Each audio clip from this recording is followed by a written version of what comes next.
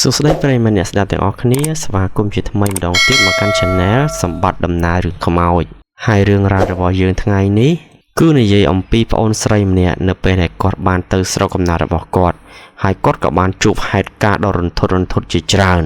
ហើយហេតុការណ៍នីមួយគឺវាពិតជាគួរឲ្យខ្លាចហើយនឹងសាហាវខ្លាំងមែនទែនអញ្ចឹងចង់ដឹងថាហេតុការណ៍ដែលគាត់បានជួបនោះវាពិតជាសាហាវខ្លាំងកម្រិតណា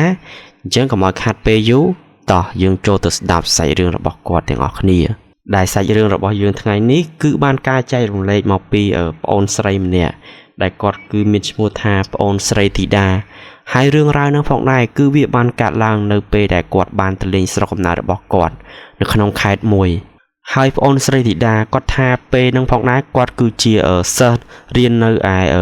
វិទ្យាល័យនៅឯភ្នំពេញដោយកាលនោះគឺគាត់រស់នៅជាមួយនឹងអ៊ំរបស់គាត់នៅខាងភ្នំពេញហើយប្អូនស្រីធីតាផងដែរហ្នឹងគឺគាត់ហ្នឹងអត់សូវដែរបានមានពេលទំនេរទៅលេងនៅស្រុកកំណើតឪពុកម្ដាយរបស់គាត់នោះទេពីព្រោះតែប្អូនស្រីធីតាហ្នឹងគាត់រវល់នឹងការរៀនរបស់គាត់ច្រើននិយាយទៅរាល់ថ្ងៃហ្នឹងគឺគាត់រៀនតាំងពីព្រឹកហើយល្ងាចឡើងក៏គាត់រៀនគួររៀនអីច្រើនដែរអញ្ចឹងនៅពេលដែលប្អូនស្រីធីតាគាត់ចង់ទៅលេងស្រុកកំណើតរបស់គាត់ម្ដងហ្នឹងគាត់ថាតតែមានកម្មវិធីបុណ្យទានជាតិទើបគាត់ហ្នឹងបានមានពេលជប់សម្រាកទៅលេងស្រុកកំណើតម្ដាយរបស់គាត់ណាបន្ទាប់មកមានថ្ងៃមួយប្អូនស្រីធីតាគាត់បាននិយាយថាសាលារៀនដែលគាត់បានរៀនហ្នឹងណាគឺជាថ្ងៃបុណ្យអញ្ចឹងហើយគឺពួកគាត់ហ្នឹងបានជប់សម្រាកប្រហែលជា5ថ្ងៃ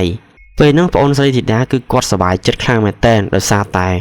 គឺបានជប់យូរណាអញ្ចឹងហើយប្អូនស្រីធីតាហ្នឹងគាត់ក៏មានបំណងចង់ទៅលេងស្រុកកំណើតរបស់គាត់ពីព្រោះតែប្អូនស្រីធីតាគឺគាត់ខានទៅលេងស្រុកកំណើតគាត់យូរអញ្ចឹងហើយម្ដងនេះគឺគាត់ជប់បានច្រើនថ្ងៃអញ្ចឹងហើយគាត់ក៏ថាមានបំណងចង់ទៅលេងណា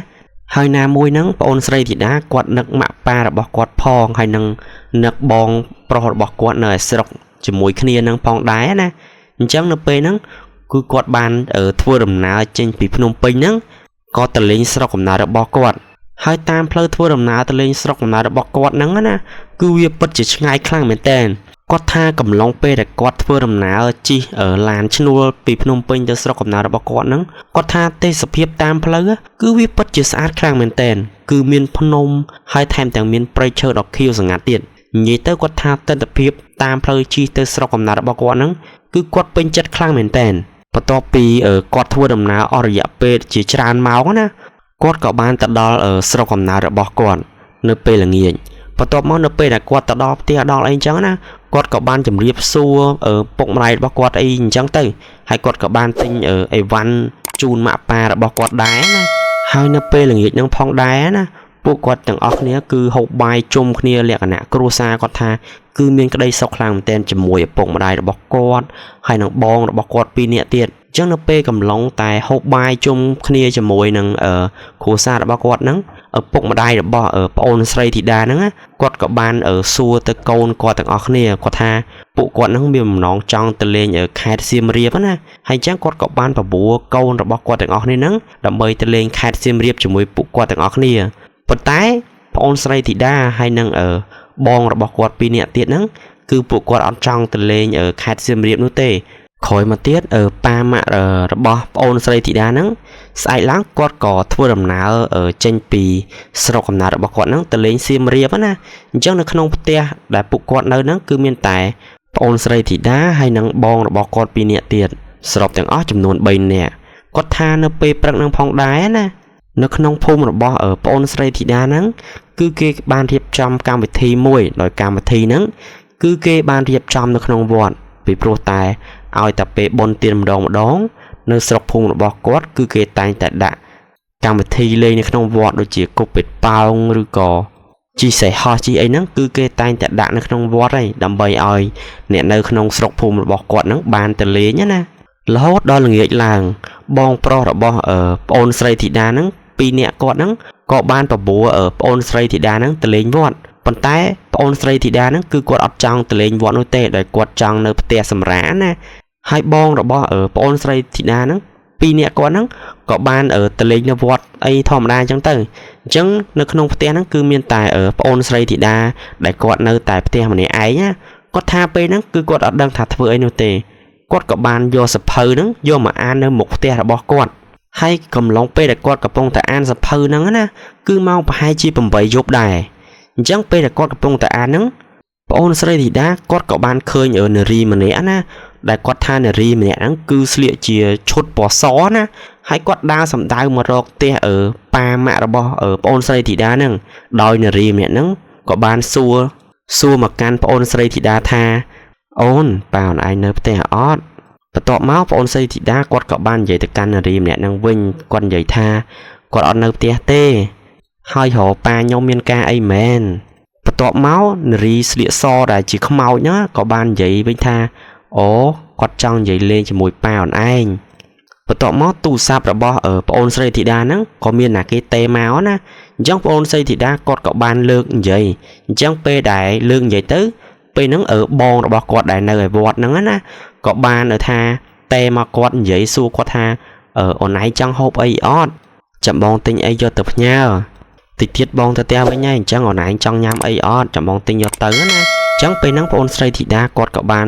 ប្រាប់បងគាត់ថាគាត់អត់ហេវទេគាត់គ្រាន់តែនិយាយប្រាប់បងគាត់ឲ្យនៅវត្តហ្នឹងឲ្យពួកគាត់ហ្នឹងប្រញាប់មកផ្ទះវិញមកអញ្ចឹងណាអញ្ចឹងកំឡុងពេលដែលគាត់និយាយហើយពេលដែលប្អូនស្រីធីតាគាត់ងាកទៅរកនារីម្នាក់ហ្នឹងវិញណាស្រាប់គាត់អត់ឃើញនារីម្នាក់ហ្នឹងនៅកន្លែងផ្ទះគាត់ហ្នឹងនោះទេពេលហ្នឹងប្អូនស្រីធីតាគឺគាត់មានអារម្មណ៍ថាចាប់ផ្ដើមរៀងឆ្ងល់ណាគាត់ថាគាត់និយាយទូរស័ព្ទមួយបងគាត់មកផ្លេតមិញស្រាប់តែបាត់នារីម្នាក់ហ្នឹងហើយប្អូនស្រីធីតាគឺគាត់អត់ដឹងថានារីម្នាក់ហ្នឹងគឺជាខ្មោចទេអញ្ចឹងក៏គាត់បានដើរចេញទៅផ្លូវណាទៅមើលថានារីម្នាក់ហ្នឹងដើរទៅខាងផ្លូវអត់អីអត់អញ្ចឹងទៅអញ្ចឹងពេលដែលគាត់ដើរទៅមើលក៏អត់ឃើញនារីម្នាក់ហ្នឹងដែរគាត់ក៏បានដើរមកផ្ទះរបស់គាត់វិញហើយមកស្ទុះក្រោយមកបងរបស់គាត់ទាំងពីរនាក់ហ្នឹងក៏បានត្រឡប់មកផ្ទះវិញហើយគាត់ក៏បានទិញចំណីបន្តិចបន្តួចហ្នឹងយកមកហូបជាមួយនឹងប្អូនរបស់គាត់ហើយពេលដែលគាត់មកនឹងផងដែរណាគឺមានមិត្តភ័ក្តិរបស់គាត់ចំនួន2នាក់ទៀតដែលមកពីវត្តហ្នឹងបានមកលេងផ្ទះគាត់ណាអញ្ចឹងគាត់ថាពេលដែលពួកគាត់មកហ្នឹងគ្នារបស់គាត់ហ្នឹងប្រុស4នាក់ហ្នឹងណាក៏ផឹកស៊ីអីនៅមុខផ្ទះអីអញ្ចឹងទៅអង្គុយនិយាយលេងនិយាយអីជាមួយមិត្តភ័ក្តិគាត់ហ្នឹងទៅហើយគាត់ថាកំឡុងពេលហ្នឹងដែរណាគឺម៉ោងប្រហែលជា7:11យប់ពេលដែលពួកគាត់កំពុងតែអង្គុយលេងផឹកស៊ីអីជាមួយគ្នារបស់គាត់ចំនួន4នាក់ហ្នឹងដែរណាស្រាប់តែពេលហ្នឹងក៏មានមនុស្សស្រីស្លៀកសនឹងអត់ដែរណាគាត់ក៏បានមកសួរបងរបស់បងធីតាហ្នឹងគាត់ថានារីម្នាក់ហ្នឹងណាគឺបានសួរគាត់ថាតើប៉ារបស់អូនឯងហ្នឹងនៅផ្ទះអត់បន្ទាប់មកបងប្រុសរបស់បងធីតាហ្នឹងគាត់ក៏បាននិយាយទៅកាន់នារីម្នាក់ហ្នឹងវិញណាគាត់ថាប៉ារបស់គាត់អត់នៅផ្ទះទេហើយរកប៉ារបស់គាត់ហ្នឹងមានការអីមែនបន្ទាប់មកនារីខ្មោចហ្នឹងណាគាត់ក៏បាននិយាយវិញថាអូគាត់ចង់និយាយលេងជាមួយប៉ាអូនឯងអត់អីទេអញ្ចឹងបន្ទាប់មកនារីជាខ្មោចហ្នឹងក៏បានដើរមកចិត្តបងរបស់បងធីតាហើយគាត់ក៏បានថាសុំទឹករបស់គាត់ហ្នឹងដើម្បីហូបណាអញ្ចឹងនៅពេលហ្នឹងបងរបស់បងធីតាហ្នឹងគាត់ក៏បានដើរទៅយកទឹកម្ដបដើម្បីឲ្យនារីខ្មោចហ្នឹងផឹកណាតែគាត់អត់ដឹងថានារីម្នាក់ហ្នឹងគឺជាខ្មោចទេនៅពេលដែលនារីម្នាក់ហ្នឹងបានយកទឹកហ្នឹងយកទៅផឹកណាគាត់ក៏បានដើរសម្ដៅទៅផ្ទះរបស់ប៉ាម៉ាក់របស់បងធីតាហ្នឹងណាគាត់ថានៅពេលដែលគាត់បានដើរទៅដល់មុខផ្ទះគាត់ហ្នឹងស្រាប់តាពេលហ្នឹងនារីជាខ្មោចហ្នឹងវាគឺបានឈរនៅមុខផ្ទះហ្នឹងបន្ទាប់មកវាក៏បានរលាយខ្លួនវាម្ដងតិចណាអញ្ចឹងនៅពេលហ្នឹងគ្រាន់តែបងរបស់បងធីតាហ្នឹងឃើញអញ្ចឹងភ្លាមហើយនឹងមិត្តភ័ក្តិរបស់គាត់2នាក់ទៀតគាត់ឃើញអញ្ចឹងគឺពួកគាត់របៀបថាគាត់ខ្លាចពួកគាត់ទាំងអស់គ្នាហ្នឹងក៏រត់ចូលទៅក្នុងផ្ទះណាហើយពួកគាត់ថាពេលហ្នឹងគឺគាត់ខ្លាចខ្លាំងមែនតើពីព្រោះតាវាស្ដែងពេកណាហើយពេលហ្នឹងបងរបស់ប្អូនធីតាហ្នឹងណាគាត់ក៏បានទេទៅប៉ារបស់គាត់ដែលនៅខេត្តសៀមរាបហ្នឹងហើយពួកគាត់ក៏បាននិយាយរឿងហ្នឹងទៅប្រាប់ប៉ារបស់គាត់ក្រោយមកប៉ារបស់គាត់ហ្នឹងក៏បាននិយាយមកកាន់ពួកគាត់ទាំងអស់គ្នាវិញថាអូអត់អីទេគាត់គ្រាន់តែមកលេងប៉ាទេហើយគាត់ឲ្យកូនពួកគាត់ទាំងអស់គ្នាហ្នឹងឲ្យចូលយប់ហ្នឹងឲ្យចូលទៅសម្រាកនៅក្នុងបន្ទប់របស់គាត់ទៅគាត់ថាក្នុងបន្ទប់របស់គាត់ហ្នឹងនារីម្នាក់ហ្នឹងគឺគាត់អត់ហ៊ានចូលទៅក្នុងបន្ទប់របស់គាត់ទេក្រោយពីប៉ារបស់គាត់និយាយប្រាប់ពួកគាត់អញ្ចឹងគាត់ថាយប់ហ្នឹងគឺពួកគាត់បានគេងនៅក្នុងបន្ទប់របស់ប៉ាគាត់ហ្នឹងណាហើយគាត់ថាយប់ហ្នឹងផងដែរហ្នឹងពួកគាត់ក៏អត់បានជួបហេតុការណ៍ឬក៏ត្រូវបានខ្មោចលងទៀតដែរហើយបន្ទាប់មកទៀតហ្នឹងណាប៉ារបស់ប្អូនស្រីធីតាហ្នឹង ពួកគាត់ក៏បានត្រឡប់មកផ្ទះវិញពេលហ្នឹងបងរបស់ប្អូនធីតាហ្នឹងគាត់ក៏បានយករឿងហ្នឹងទៅនិយាយប្រាប់ប៉ារបស់គាត់ភាសាទៀតណាបន្ទាប់មកគាត់ក៏បានសួរប៉ាគាត់ថាតើនារីជាខ្មោចហ្នឹងតើគាត់មកពីណាមកពីណីព្រោះគាត់នៅនឹងយូរឆ្នាំហើយគឺគាត់អត់ដែលបានជួបនារីម្នាក់ហ្នឹងនោះទេបន្ទាប់មកប៉ារបស់គាត់ក៏បាននិយាយប្រាប់ថាតាមពិតទៅរឿងហ្នឹងវាអញ្ចឹងពីមុនគឺកន្លែងស្ពានក្បែរផ្ទះរបស់គាត់ហ្នឹងណាគឺធ្លាប់មានករណីឃាតកម្មដែលគេយកនារីម្នាក់ហ្នឹងយកមកសម្លាប់នៅកន្លែងស្ពានហ្នឹងបន្ទាប់មកអ៊ំរបស់បងប្អូនរបស់ប៉ាធីតាហ្នឹងណាគឺគាត់បានដើរទៅកន្លែងស្ពានហ្នឹងហើយគាត់ក៏បានឃើញសាកសពនារីម្នាក់បន្ទាប់ពីគាត់បានឃើញសាកសពនារីម្នាក់ហ្នឹងគាត់ក៏បានទៅប្តឹងប៉ូលីសដើម្បីឲ្យប៉ូលីសមកចុះធ្វើកសលវិច័យថាតើជាសាកសពពីណាគេអីអញ្ចឹងណានៅពេលដែលប៉ូលីសពិនិត្យកសលវិច័យហើយគឺគាត់បានដឹងថានារីម្នាក់ហ្នឹងគឺត្រូវបានគេសម្លាប់ហើយយកមកទុកនៅកន្លែងស្ពានហ្នឹងហើយក៏អត់ដឹងថាសាច់ញាតិរបស់ខ្មោចស្រីហ្នឹងគឺនៅណានៅណីទៀតនិយាយទៅខ្មោចស្រីដែលគេសម្លាប់ហ្នឹងគឺអណោយអធមខ្លាំងមែនតើគឺបានត្រូវជន់ណាមឹកឬក៏យកមកសម្លាប់នៅកន្លែងស្ពានហ្នឹងបន្ទាប់មកប៉ារបស់បងធីតាហ្នឹងណាគឺគាត់ចេះរបៀបថាមន្តអាគមចេះគ្រូចេះអីអញ្ចឹងណារបៀបថាគាត់ចេះធម៌ចេះបល័យអីអញ្ចឹងទៅបន្ទាប់មកនៅថ្ងៃមួយហ្នឹងខ្មោចស្រីដែលគេសម្លាប់ហ្នឹងណាដូចថាវាបានដើរមកកន្លែងផ្ទះរបស់ប៉ារបស់ប្អូនធីតាហ្នឹងហើយវាក៏បានដើរមកសួរប៉ារបស់បងធីតាអីអញ្ចឹងណាហើយគាត់ថាខ្មោចហ្នឹងគឺចិត្តល្អនោះទេហើយវាហ្នឹងគឺបានមកសុំបុណ្យសុំអីរបស់បងប៉ារបស់ប្អូនធីតាហ្នឹងណារបៀបថាមកស្ដាប់ធម៌ស្ដាប់អីគាត់សូត្រអីអញ្ចឹងទៅរបៀបថាជួយបញ្ជូនបុណ្យបញ្ជូនទានឲ្យគាត់ចឹងដើម្បីឲ្យគាត់ហ្នឹងឆាប់បានទៅចាប់ជាតិអីអញ្ចឹងទៅហើយគាត់បាននិយាយទៅថានៅថ្ងៃមួយហ្នឹងណាគឺអ្នកស្រុកភូមិដែលរស់នៅជាមួយនឹងគាត់ហ្នឹងណាគឺពេលហ្នឹងគាត់ថាគាត់កំពុងតែជិះម៉ូតូសុកនៅកន្លែងនិយាយថាចិត្តស្ពានហ្នឹងណាស្រាប់តែពេលជិះមកដល់កន្លែងស្ពានហ្នឹងណាស្រាប់ម៉ូតូគាត់ហ្នឹងកង់ក្រោយហ្នឹងរបៀបថាវាធូរវាអីអញ្ចឹងណាទាំងតែពេលគាត់ជិះពីមុនហ្នឹងគឺអត់មានអីនោះទេស្រាប់តែមកដល់កន្លែងស្ពានហ្នឹងគឺធូរកង់ធូរអីអញ្ចឹងទៅហើយអ្នកស្រុកភូមិដែលគេដឹងគេថាកន្លែងហ្នឹងគឺធ្លាប់មានខ្មោចលងខ្មោចអីហ៎អញ្ចឹងពូដែលគាត់បានជិះម៉ូតូហ្នឹងគាត់ដឹងថាប្រហែលជាខ្មោចលងគាត់ហើយព្រោះតែគាត់ជិះពីមុនមកគឺដែរធូរកង់ធូរអីអញ្ចឹងទេស្រាប់អញ្ចឹងគាត់ក៏បានចុះបដាលើស្ពាននឹងផុតអញ្ចឹងណាពេលដែលបដាទៅផុតប្រហែលជា20ម៉ែត្រណាគាត់ក៏បានកលេចទៅមើលកង់ម៉ូតូគាត់ដែលធូរហ្នឹងស្រាប់តែពេលហ្នឹងគាត់ថាអាខ្យល់ដែលវាធូរហ្នឹង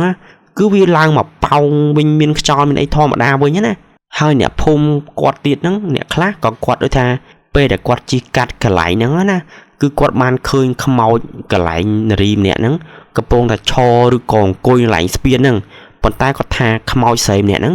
គឺពួកគាត់ឲ្យគាត់ហ្នឹងឃើញមែនប៉ុន្តែក្នុងសភាពមួយដែលថាមិនគួរឲ្យខ្លាចណាអញ្ចឹងនៅពេលដែលប៉ាគាត់និយាយរឿងរ៉ាវដែលតាក់ទងជាមួយខ្មោចស្រីកន្លែងស្ពានហ្នឹងហើយណាពួកគាត់ទាំងអស់គ្នាហ្នឹងក៏បានយល់អញ្ចឹងណាហើយបន្តមកទៀតហ្នឹងដល់ថ្ងៃដែលប្អូនស្រីធីតាហ្នឹងគឺដល់ពេលដែលគាត់ហ្នឹងបានឡើងទៅបំពេញដើម្បីបន្តការសិក្សារបស់គាត់វិញគាត់ថានៅពេលដែលគាត់បានទៅដល់បំពេញអីហើយណាគាត់ក៏មិនតែបានជួបហេតុការណ៍ឬក៏ខ្មោចលងអីទៀតដែរហើយសាច់រឿងដែលគាត់បានជួបហ្នឹងគឺមានតែប៉ុណ្្នឹងនោះទេតើបងប្អូនទាំងអស់គ្នាយល់ណាដែរចំពោះសាច់រឿងរបស់គាត់ណាបើបងប្អូនទាំងអស់គ្នាពេញចិត្តនៅសាច់រឿងរបស់គាត់ហ្នឹងបងប្អូនទាំងអស់គ្នាអាចចូល comment នៅក្នុងវីដេអូហ្នឹងបានហើយក៏សូមអរគុណដល់ប្រិយមិត្តទាំងអស់គ្នាដែលខំចំណាយពេលស្ដាប់សាច់រឿងរបស់យើងហ្នឹងតាំងពីដើមរហូតដល់ទីបញ្ចប់ហើយបងប្អូនទាំងអស់គ្នាកុំភ្លេចជួយចុច Subscribe និងដាក់រូបកណ្ដឹងដល់ Channel មានម្នាក់មួយផងដើម្បីទទួលបាននូវវីដេអូរបស់យើងបន្តទៀតហើយរាល់កំហុសខុសឆ្គងដោយឲ្យមាននិយាយទៅការប្រើពាក្យពេចន៍សម្ដីអីមិនសមរម្យហ្នឹងសូមខន្តីអភ័យទោសដល់មានផងជាចុងក្រោយមានតែពាក្យថាអរគុណដល់បងប្អូនទាំងអស់គ្នាជួបគ្នានៅវីដេអូបន្ទាប់បាយបាយ